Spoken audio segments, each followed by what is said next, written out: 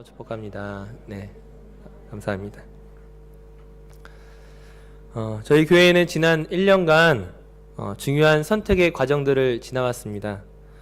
특별히 교회 부지를 선정함에 있어서 어느 곳이 새벽종소리 명성교회의 새로운 부지에 적합한가 여러 가지 많은 의견들도 있었고 각자의 생각은 다를지언정 여러 합의의 과정을 거쳐서 좋은 부지를 선택할 수 있었습니다. 이제 새롭게 담임 목사님을 청빙하는 이 과정 속에서 아마 각각의 생각이 또 한번 다를지도 모를 것입니다. 물론 우리는 동일하게 다시 한번 서로의 의견을 조율하고 정말 우리 교회에 꼭 필요한 목사님을 청빙하기 위해서 아마 기도하며 노력할 것입니다. 그럼에도 불구하고 우리가 어떤 의견을 하나로 모은다는 것, 각각의 다른 의견들을 조율한다는 것은 얼마나 어렵고 힘든 것인지에 대해서 능히 우리는 짐작할 수가 있습니다. 한 가지 재미있는 것은 여러분들이 잘 알고 있는 그 유대인들의 최고 결정 기구는 산헤드린 공의회입니다. 이 탈무드에는 이 산헤드린 공의회에 대해서 재미있는 이야기를 한 가지 하고 있는데요. 이 산헤드린 공의회에는 만장일치제가 없답니다. 100% 만장일치제로 답이 나올 수가 없다는 것이죠. 왜냐하면 사람들이 모여 있는 곳에는 아무리 어떤 정답처럼 보이는 의견이 있다 할지라도 누구나 생각해도 당연히 이것을 선택할 것 같은 그 상황 속에서도 꼭 한두 명은 반대 의견이 나오는 게 사람의 공동체라는 것입니다. 그것이 정상이지 만약 처음에 의견을 내었을 때 처음부터 모두가 그 의견을 동조하고 그 공동체에 속해 있는 모든 사람이 하나처럼 시작한다는 것은 사실은 말이 안 된다는 거예요. 만약 그것은 그 공동체가 부당한 이득에 눈이 멀어 있거나 또는 그 공동체가 어떤 외압에 의해서 어떤 주변의 바깥의 다른 압력에 의해서 굴복했을 때 처음부터 만장일치제가 나오는 것이지 사람은 결코 처음부터 하나 될 수 없다는 것입니다. 즉 우리가 담임 목사님을 새롭게 청빙하는 과정 속에서 만장일치제는 처음부터 나오지 않을 거예요. 각각의 의견이 다를지언정 그러나 우리가 함께 양보하고 의견을 조율하고 그리고 함께 지혜를 나누고 기도하는 과정 속에서 우리는 좋은 목사님을 청빙해야 할 것입니다. 근데 이것이 참으로 어려운 이유는 오늘 본문의 바울과 바나바를 보면 알 수가 있습니다. 오늘 본문 우리가 잘 알다시피 바울과 바나바가 마가의 문제를 놓고 심하게 다투고 헤어지게 되는 내용입니다. 1차 전도여행 때 성령의 부르심에 따라 바나바와 바울이 전도여행을 떠났습니다. 이때 마가 요한 역시 그 수행원으로서 이들과 함께 갔지만 마가는 얼마 못 가서 돌아오게 됩니다. 왜 돌아왔는지 알 수 없지만 힘들어서 너무나 어렵고 무서워서 그는 선교를 끝까지 함께하지 못했습니다.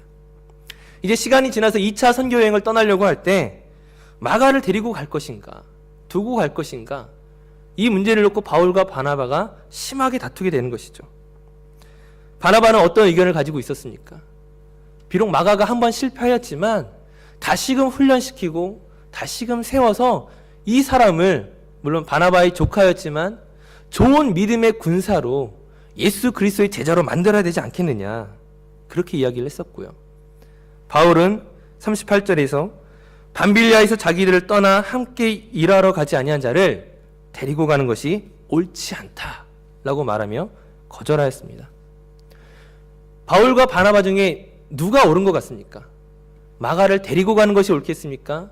아니면 그를 두고 가는 것이 옳겠습니까? 바나바입니까? 바울입니까? 사실 누가 옳고 틀렸다라고 말하기가 참으로 어려운 상황입니다. 왜냐하면 이 두 사람 다 마가 요한을 데리고 갈 것인지 두고 갈 것인지에 대한 각각의 근거가 있었기 때문입니다.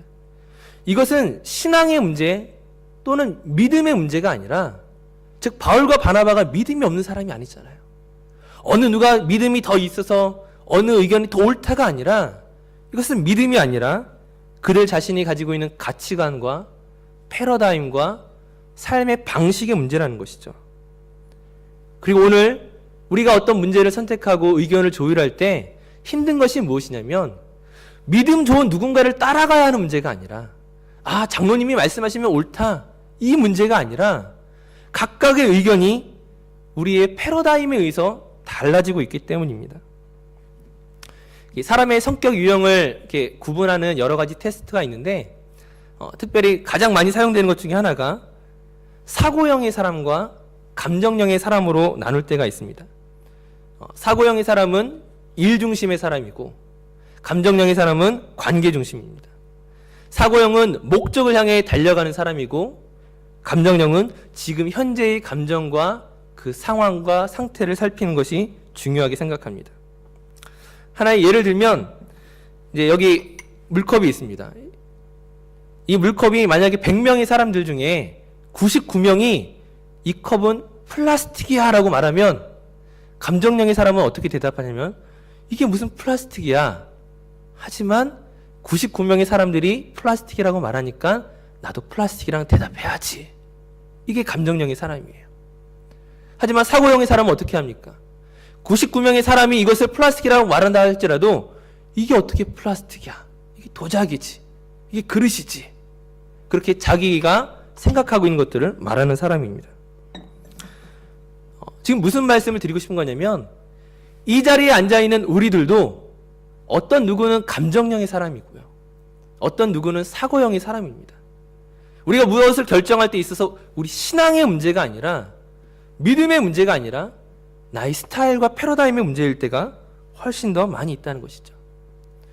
바나바는 감정형의 사람이었습니다. 관계 중심의 유형이었어요.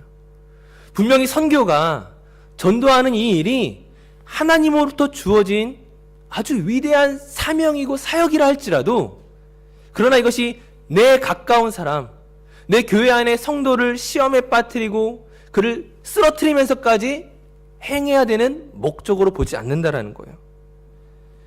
혼자 가는 것이 아니라 같이 가야 된다라고 바나바는 주장하는 것이죠.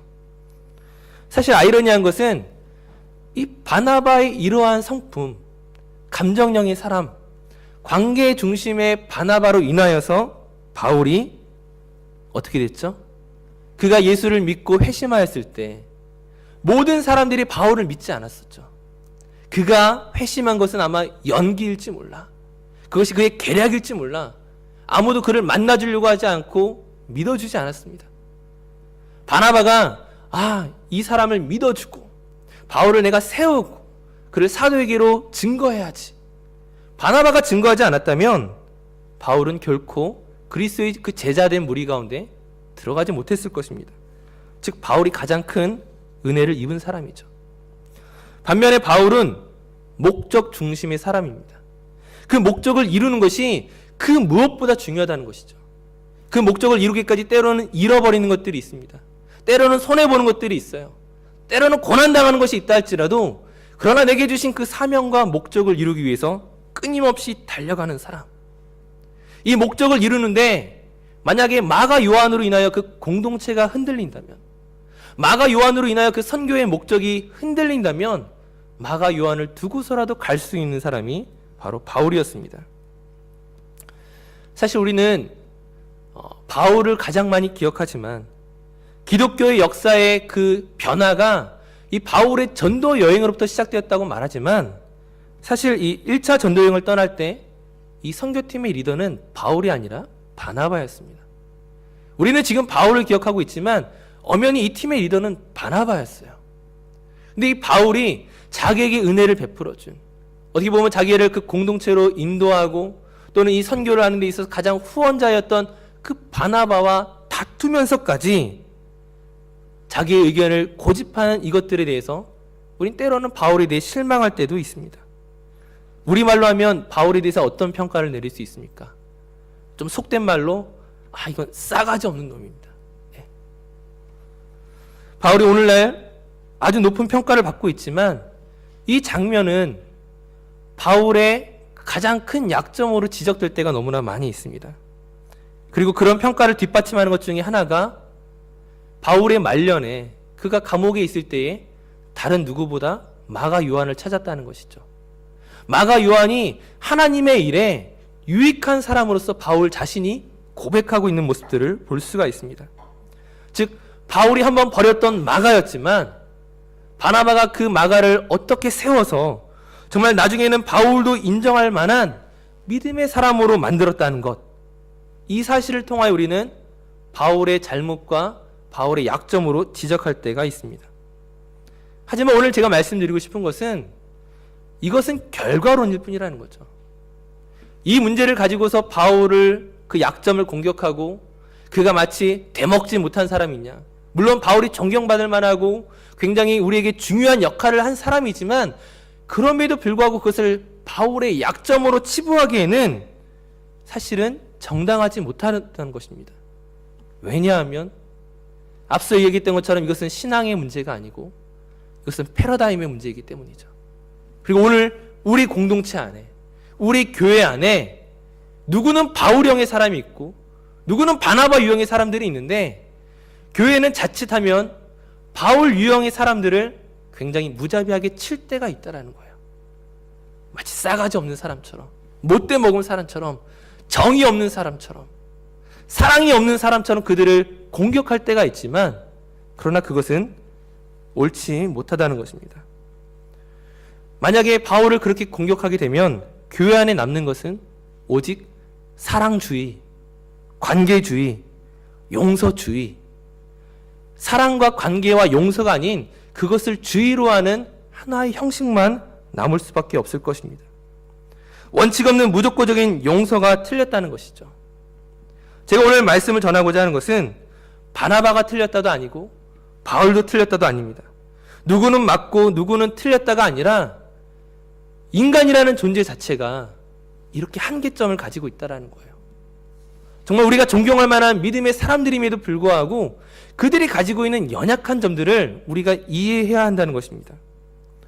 물론 바나바와 바울이 정말 잘 협의해서 정말 서로 잘 타협을 해서 함께 2차 전도여행을 떠났다면 훨씬 보기에 아름답고 좋았겠지만 그렇게 하지 못했다고 해서 누군가 한 명 문제를 삼아야 되고 잘못을 뒤집었어야 된다는 것은 아닙니다. 만약에 바울이 바나바에게 설득되었다면 과연 어떻게 되었을까요? 그래, 내가 바나바의 입장을 내가 생각해 봐야지. 내가 그로 인하여서 내가 오늘 이 자리까지 왔는데 그래, 한번 속는 셈 치고 마가를 한번 데리고 가자. 과연 좋은 결과가 나왔을까요? 누구도 알 수 없다라는 거예요. 이 2차 전도여행 때 바울과 실라가 함께 전도여행을 떠납니다. 즉 실라는 1차 전도여행 때는 가지 못했지만 2차 전도여행 때부터 함께하게 되었어요. 만약에 마가를 무조건적인 용서와 관계 안에서 그를 데리고 갔다면 과연 문제가 없었겠냐 하는 거예요. 과연 실라가 어떤 반응을 보였을까요? 당시 전도라는 것은, 선교라는 것은 너무나 어려운 일이었습니다. 정말 목숨을 걸 만한 위험한 일이었는데 어쩌면 실라도 마가 요한처럼 돌아갔을지 모릅니다. 마가도 돌아갔었는데 그래, 마가도 이번에 다시 하는 것처럼 지금은 나도 좀 힘들고 지금은 내가 아직은 좀 훈련이 덜 된 것 같고 다음에 갈 때 내가 같이 가자. 아마 그 팀이 와야 됐을지도 모른다는 거예요. 즉 만약이라면 결과론에 근거한 어떤 주장도 할 수가 없습니다. 지금 당장 내 눈에 옳게 보이는 그 일들도 바울이 경험했던 것처럼 또는 바나바가 경험했던 것처럼 내가 옳게 생각하는 것이 꼭 정답은 아닐 수 있습니다. 우리는 교회를 통하여 많은 것들을 기대하고 있습니다. 하지만 우리가 시간이 지나면서 교회 안에서 경험하게 되는 것은 무엇입니까? 무조건적인 사랑과 용서가 불가능하다는 것을 우리가 경험합니다. 여전히 교회 안에 나와 맞지 않는 다른 누군가를 우리는 경험하게 됩니다. 어떤 사람을 향하여 저 사람은 참 정이 없어. 저 사람은 정말 너무나 차갑고 저런 원칙주의자하고는 도저히 같이 교사 못하겠어. 도저히 같이 찬양 못하겠어. 주방에서 같이 못 섬기겠어. 또 어떤 사람은 이렇게 이야기합니다. 사람이 저렇게 물러 터져가지고 언제 일해? 저렇게 원칙이 없으면 언제 전도하고 언제 선교하고 언제 일할 거야?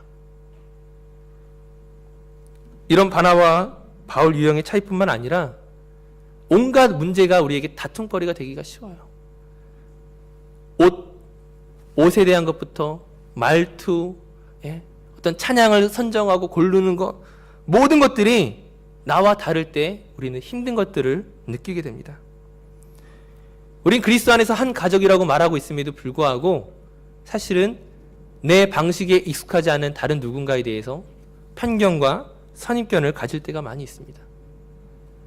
바울과 바나바도 극복하지 못한 것, 우리만 못하는 것이 아니라 사실은 바울과 바나바도 극복하지 못한 이 문제, 우리 가치관의 이 문제는 사실은 좋다 나쁘다, 옳다 그르다로 쉽게 평가할 수 있는 문제가 아닙니다. 하나님께서 당시에 그렇게 싸우고 갈라져 버린 바울과 바나바를 각각 하나님의 방법대로 사용하셨습니다. 물론 더 좋은 방법이 있었다면 함께 사용하는 것이지만, 그러나 갈라졌다고 해서 그것으로 끝난 것도 아니었다는 것이죠. 그럼에도 불구하고 우리는 함께 조율해 나가고 함께 양보해 나가고 함께 하나의 문제를 해결하기 위해 노력해야 하는 것은 또한 분명한 사실입니다. 바울의 입장을 생각해보고 바나바의 입장을 생각해보고 마가에게 기회를 주고 또는 그를 만류하고, 우리는 여러 가지 고민해야 할 것들이 많이 있습니다. 그렇다면 오늘 우리에게 주어진 일들은 무엇입니까? 혹 교회 안에서 나와 생각이 다른 사람을 만날 때에, 어떤 일들을 결정함에 있어서 나와 다른 생각이 있는 사람, 그 사람 앞에서 우리는 어떻게 해야 되겠습니까? 우리는 겸손할 수밖에 없다는 것이죠. 상대방의 주장과 생각에 먼저 귀를 기울여야 합니다. 하지만 문제는 뭐죠? 그게 안 된다라는 거예요. 바울과 바나바도 실패했는데 우리라고 성공할 확률이 얼마나 있겠어요?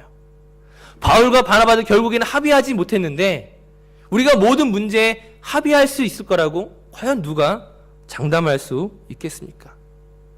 사실 우리가 바울이 되어서는 문제를 해결할 수 없어요. 우리가 바나바가 되어서는 이 문제를 해결할 수 없다라는 거예요. 내가 여전히 내 감정형의 사람으로 문제를 해결할 수 없고, 여전히 내가 사고형의 사람이라고 해서 문제를 해결할 수 없습니다. 문제를 해결하는 방법은 바울과 바나바에게 있지 않다라는 거예요. 근데 여기 제 세 번째 사람이 있습니다.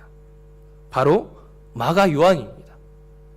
이 마가 요한이 사고형의 사람인지 또는 감정형의 사람인지, 그가 관계 유형의 사람인지 목적 지향의 사람인지 우리는 알 수 없지만 분명한 것은 마가 요한은 실패를 경험한 사람입니다.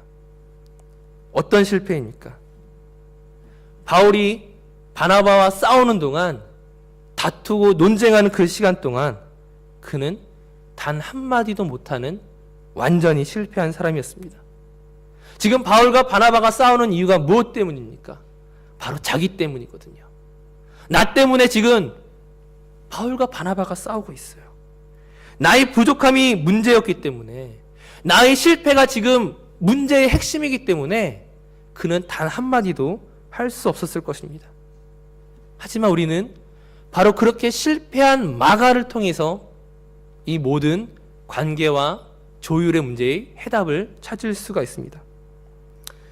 우리가 잘 알다시피 마가는 꽤 부유한 집안의 사람이었습니다. 오순절 성령 강림의 사건이 마가의 다락방이라고 이야기를 하잖아요. 120명이나 모일 수 있을 만큼의 큰 다락방을 가지고 있는, 그는 부유한 사람이었습니다. 그는 특별히 오순절 성령 역사의 그 강림의 사건에 핵심에 있었던 사람 중에 한 명이었어요. 그에게 은사가 있었고 좋은 집안이 있었고 신앙적으로 뜨거웠었고 어릴 때부터 많은 교육을 받았었고, 그의 외삼촌은 모든 사람들로부터 존경받는 바나바였고, 아마 오늘날로 말하면 그는 믿음의 가장 유력한 가문의 엘리트 중에 한 사람이었습니다. 하지만 그는 어떤 사람이었죠? 그는 전도의 실패자였습니다. 그는 선교의 실패자였습니다.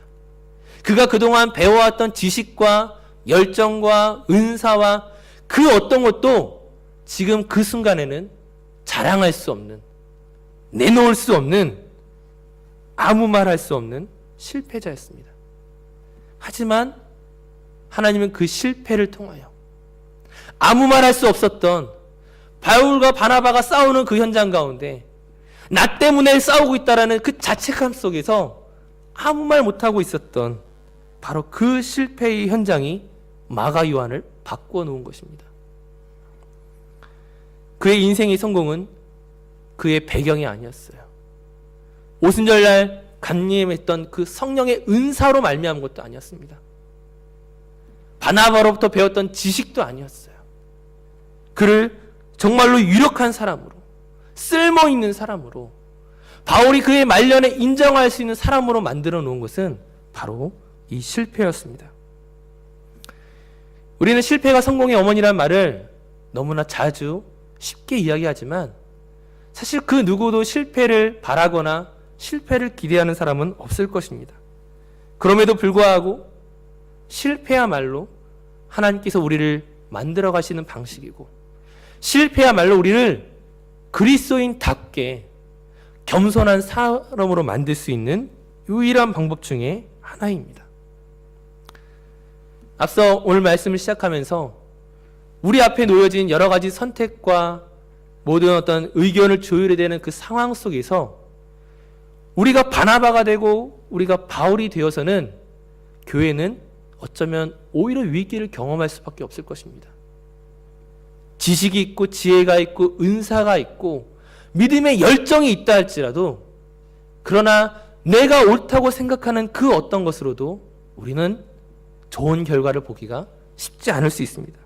그럼에도 불구하고 하나님께서 합력하여 선을 이루시겠지만 우리의 모자람과 때로는 우리의 교만함으로 말미암은 실패마저도 하나님께서 다 회복시키시겠지만, 그럼에도 불구하고 우리가 기대하고 소망해야 하는 것들이 있다면 내가 마가 요한이 되어 나의 생각을 주장하고 나의 의견을 관찰시키고 내가 옳음을 증명하기보다는 우리는 하나님의 은혜를 기억하고 하나님의 은혜가 아니고서는 정말 쓸모없는 사람인 것처럼 잠잠할 때, 때로는 기도할 때, 때로는 하나님의 은혜를 바라볼 때 그 사람을 통하여 우리는 교회를 교회답게 하는 놀라운 역사를 경험할 것입니다.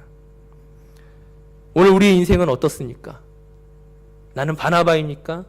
나는 바울입니까?